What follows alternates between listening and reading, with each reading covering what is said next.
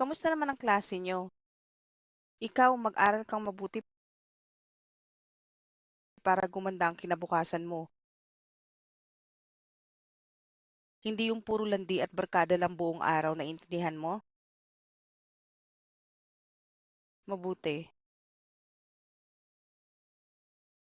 Magandang gabi mga kababayan at nagbabalik na naman ang Radyo 819 DZAR. Mag-iingat po tayo mga kababayan dahil madami na ang namamatay ngayon dahil sa pay to kill. Nangyayari lang daw ang insidente sa gabi kaya pinag-iingat po ang lahat. May nahuli na rin na otoridad sa kasong ito at base sa kanila, binabayaran ng nakatataas ang mga tauhan nila na pumatay kapalit ng pera at mag-iingat na rin kayo dyan sa lugar ng Barangay Sakdudol dahil dalawa na po ang namatay sa lugar na yan. At yan lamang po ang ating balita sa mga oras na ito. Salamat po.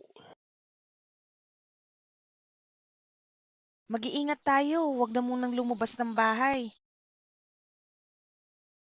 Delikado na. Bumalik na naman yung pay to kill. Dati kasi nung mga bata pa kami, marami ang namatay dito sa Barangay Sakdudol dahil sa kaso na yan.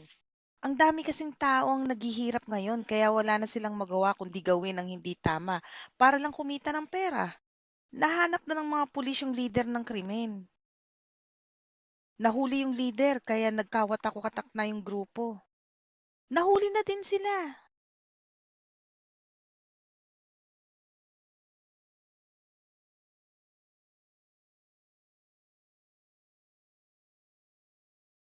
Kamusta na kayo?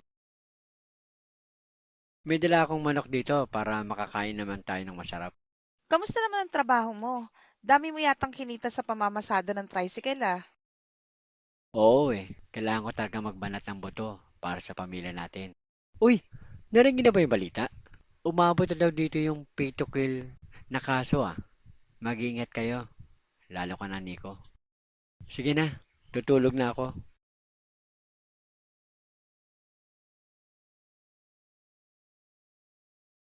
Makakain na ulit tayo ng manok. Ang tagal na rin yung huli nating kain nito.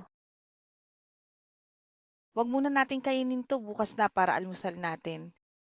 Sige na, lock mo na lahat ng pinto at bintana bago mo itinda yung balot.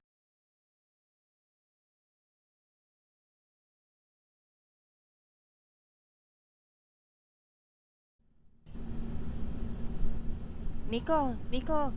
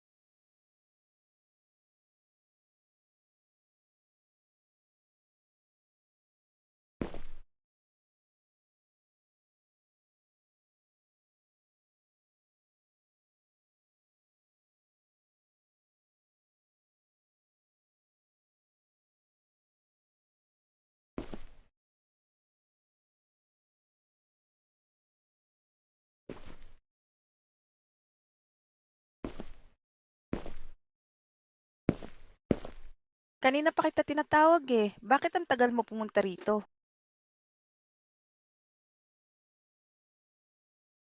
Okay lang ba kapatid mo? Mabuti naman, umpisahan mo ng kainin pagkain mo at baka lumamig. Tara, kain na tayo.